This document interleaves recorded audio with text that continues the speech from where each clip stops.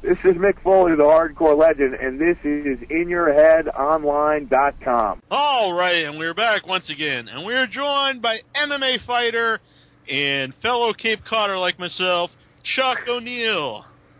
What's going on, guys? Not too much. Well, let everybody know, just like Peggy was on earlier, you're going to be at the New England Fan Fest Hall of Fame, June 27th at the Rhode Island Convention Center. And you get all the information. There's a link right on the website, or you go to newenglandfanfest.com. So, I know you're also a wrestling fan. So, are there any of the wrestlers there that you yourself, I know you're going to be there, signing autographs and meeting people, but are there any wrestlers there that you're kind of excited yourself to get to meet in person? The big one I really want to meet is Jim Cornette. I think he's absolutely hilarious. I love listening to his road stories. So that's a big name I'm looking to meet. We've had him on the show several times. Jim Cornette is a man, and I understand he's going to be filming Corny in New England while he's at the Fan Fest. Yeah, I saw something on that, so I'm sure it's going to be quite entertaining because all his stories is absolutely gold. Yeah. Now, and the night before, I believe, he's also doing a Q&A. So there's a lot of events involving Jim Cornette at the Fan Fest. Yeah, no, absolutely. Now, I also want to mention, because you were a part of Team Brock Lesnar. Brock Lesnar fans here. What was Brock like? Did you spend a lot of time with him? I mean, I guess, kind of just was on the show to, just do it because Dana White really wanted him to do it. I don't think he really cared much about us or, our fighting career or anything like that. He was, lack of better words, he's kind of a dick. That sounds about right. Yeah, no, I mean, he is who he is. He's going to do what he's going to do. He's a hard worker, and he gets after it, but he only cares about himself. But, I mean, at the end of the day, whatever, he takes care of his bills and his family, and that's all that matters to him. But, I love the experience of being on Ultimate Fighter. I wish I could have a better coach and a better experience overall, but whatever, he can't turn back time now. Yeah, Peggy had said that she thought you were one of the people that really loved your experience on the show, where she said a lot of people didn't quite, maybe not enjoyed being on The Ultimate Fighter. Oh, man, absolutely. I'm sitting there, and, everyone on the show is counting down the days till I go home. You guys crazy? There's a list there every morning. It's like Christmas every day. You write down anything you want, all the food you want. They're paying you to be there. You don't have to worry about any bills. And all you're doing is training all day. I mean, and then you're making money on top of it for fighting, and you're getting a chance to be in the UFC. So I don't know why these people hate it. Now, as both a wrestling fan and, someone makes a living in MMA, what did you think of Brock Lesnar as a fighter? Because actually our webmaster is a big UFC fan, and he hated Lesnar when he would I remember this one particular fight when he beat a guy and he kind of rode him around like he was a cowboy or something, and he really hated that kind of stuff. Intra and I, as wrestling fans, we got a kick out of it. But what were your opinions?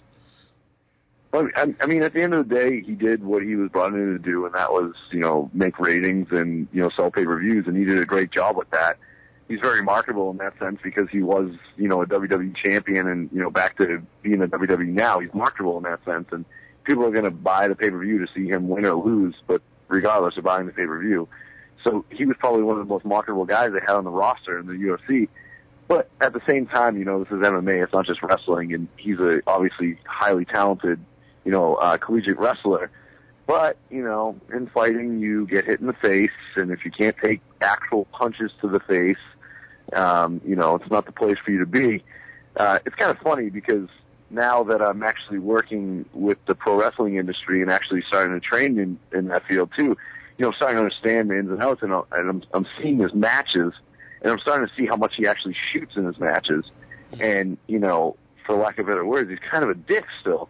We'll take the match with him and Roman Reigns, for example, at WrestleMania this year, and he's actually meaning him, and he's just being an absolute dick. And it's like he's being a bully to these guys. It's crazy.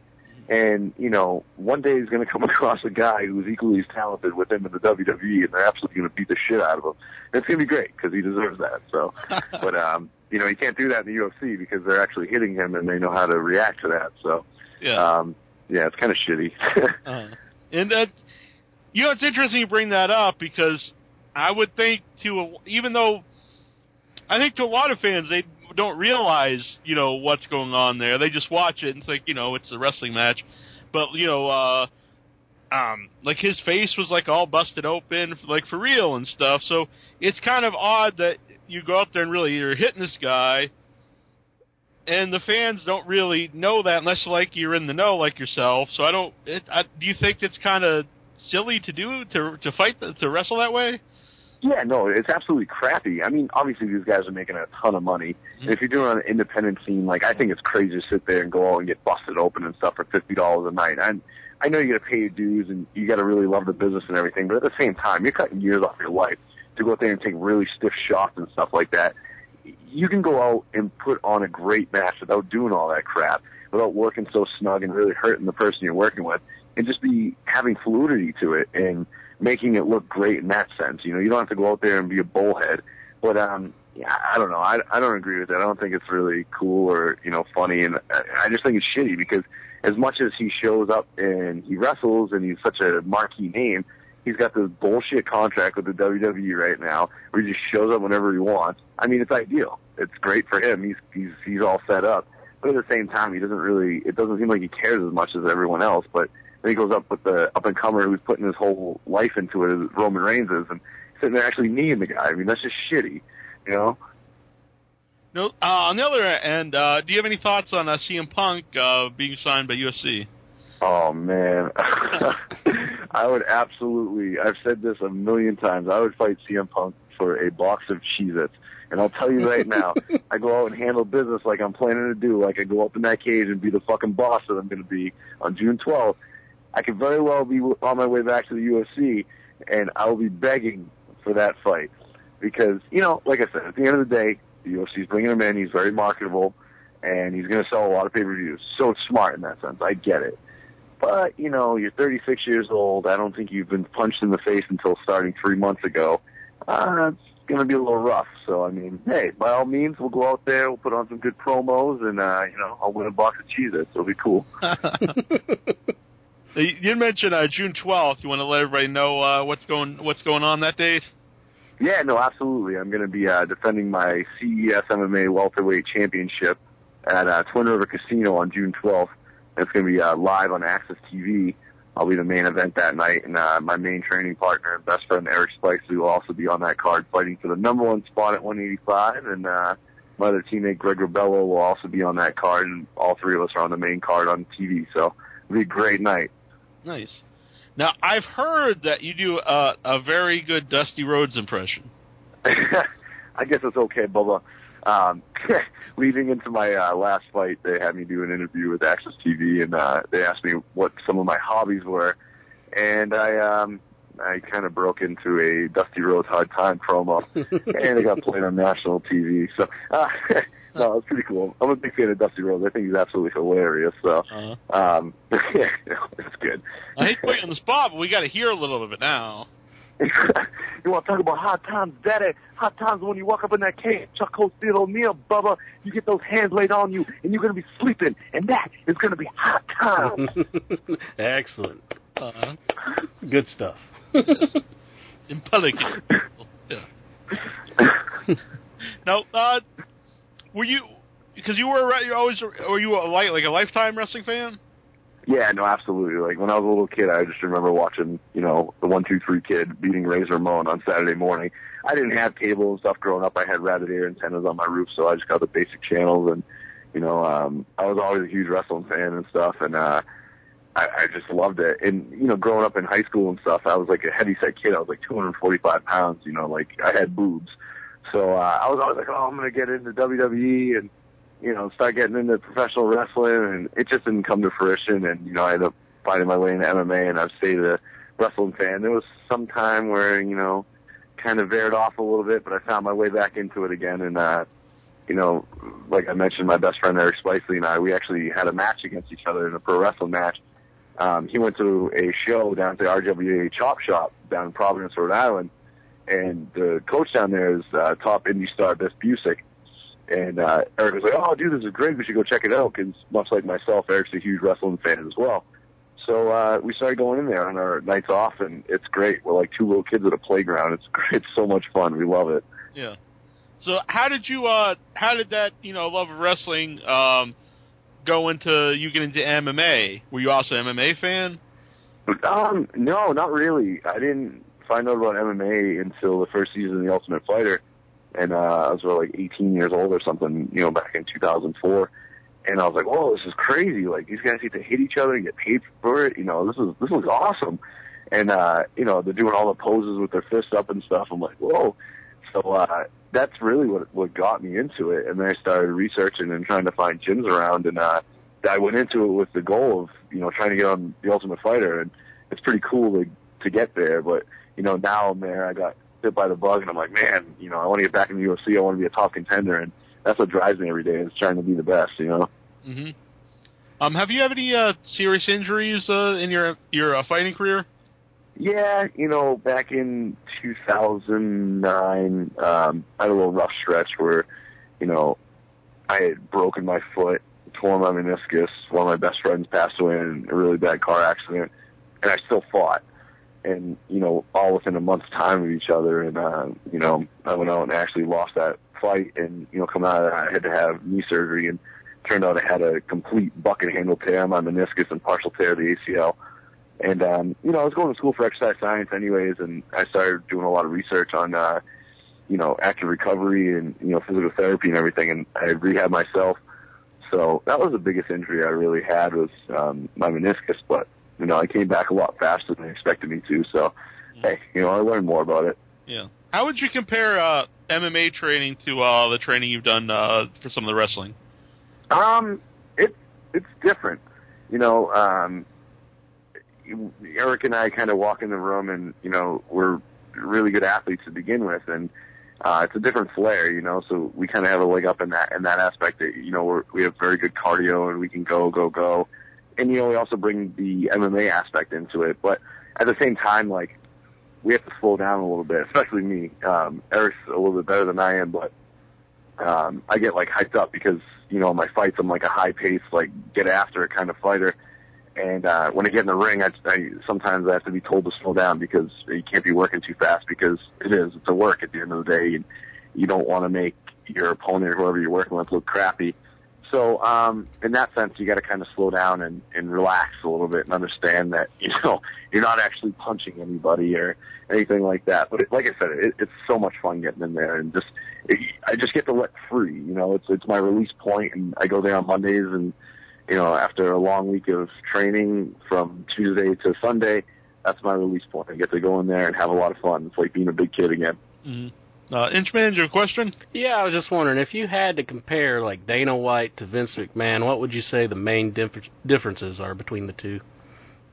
I don't know. I would say they're both very smart businessmen because, Dana's actually not the owner of the UFC. He's just basically the face piece of it. The Fertittas are the owners of the UFC. But, they're both smart men. They know what they're doing. They're marketing their companies very well. I'm sure they would get along quite well. So, I don't know. Vince is kind of old school in a lot of his ways. And, a lot of people are calling for, Triple H to kind of take over the helms because, as you can see, the progress that he's had with NXT and bringing in a lot of the independent stars and the pop he's getting behind NXT, that's all him. That's his baby. Mm-hmm. So, everyone's really excited for him to take over and, bring all these people up to the WWE and have the future evolve into that. So, yeah. But, yeah, no, in that sense, they're both kind of, I guess, money hungry and smart businessmen at the same time. So, what's that? Go on, Inchman. I was just going to ask his feelings on Ronda Rousey possibly having a match in WWE. No, I mean, I think it's cool. The more crossover, the better. It just kind of paves the road towards something I'd like to do someday, and would I be jealous? Absolutely, but just in the sense because I would want to do it. I think she's absolutely way ahead of the game with all the other women MMA fighters, and she's going to get to a point where she's going to start getting bored. Everyone, they hype up all her fights like, oh, this is going to be the biggest test of her. No one's going to test her. She's been on the mat since she was a little kid. Nobody's going to touch her. And she just keeps getting better, and she's already ahead of the game. So if she didn't train and win these fights, she'd still win every fight.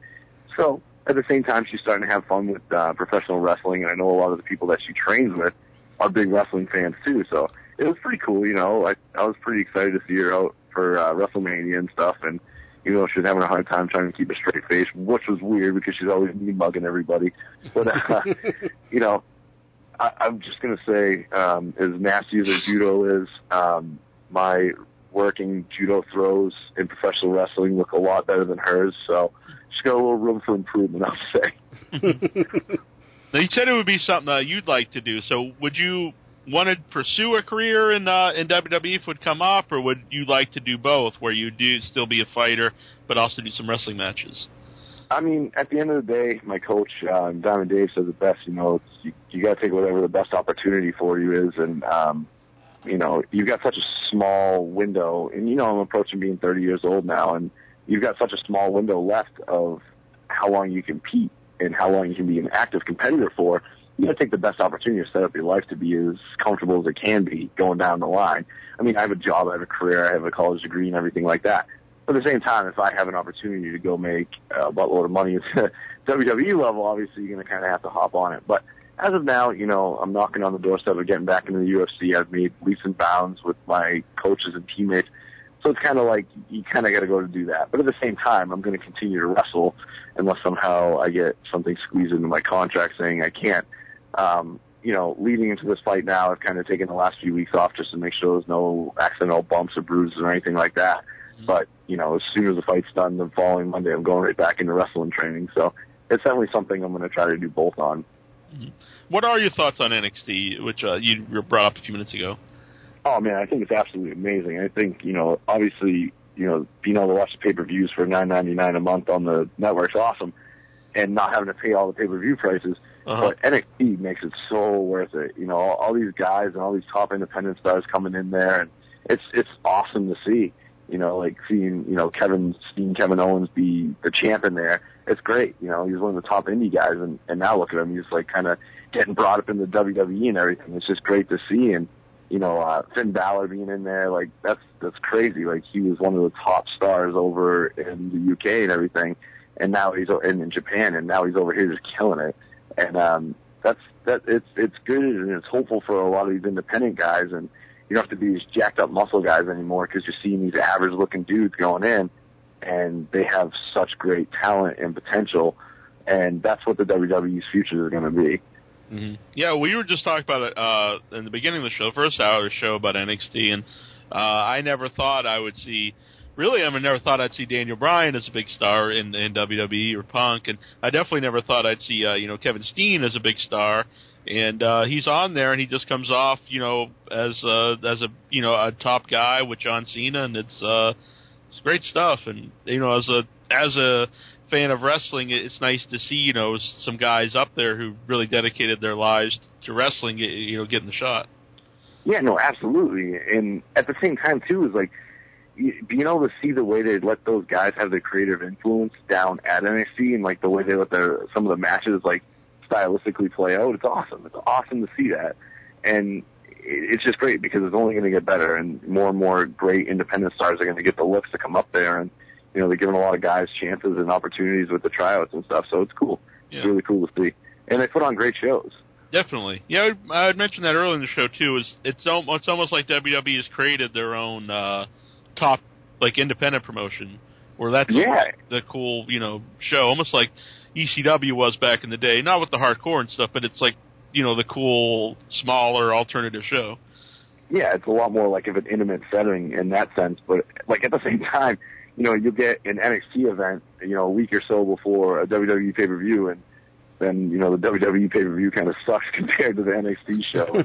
Yeah. I guess you're comparing it together and you're like, oh wow, this kind of sucks. Yeah, I would think that kind of could also light a fire under guys on the main roster. It's like, well, this is the quote unquote developmental show. We gotta kick it up a notch here on the main show. Yeah, no, you would think so. Yeah. Some of these matches are like, oh geez, this is pretty bad. Well, I want to thank you for coming on. It's been a lot of fun talking to you, and it'd be cool to see you at the New England Fan Fest and Hall of Fame, June 27th at the Rhode Island Convention Center, NewEnglandFanFest.com. Get all your ticket information. And are you going to stay for the for the Hall of Fame that night? I do believe so. And I just wanted to give a quick shout-out to my boy Ace Romero. He's making his XWA debut tomorrow night in Cranston, Rhode Island, so it's a great opportunity for him. He's one of my closest friends, and he's a great up-and-coming independent wrestler. So if you're in that area or driving distance to it, make sure you go out. It's going to be a great show. Eddie Edwards is going to be there from TNA, also another good friend of mine. So definitely check that show out. Awesome. Thanks, man. Really appreciate you coming on. All right, thank you for having me. This is Goldberg. Buy my clothing line at BillGoldberg.com. And oh, by the way, listen to InYourHeadOnline.com, or you'll be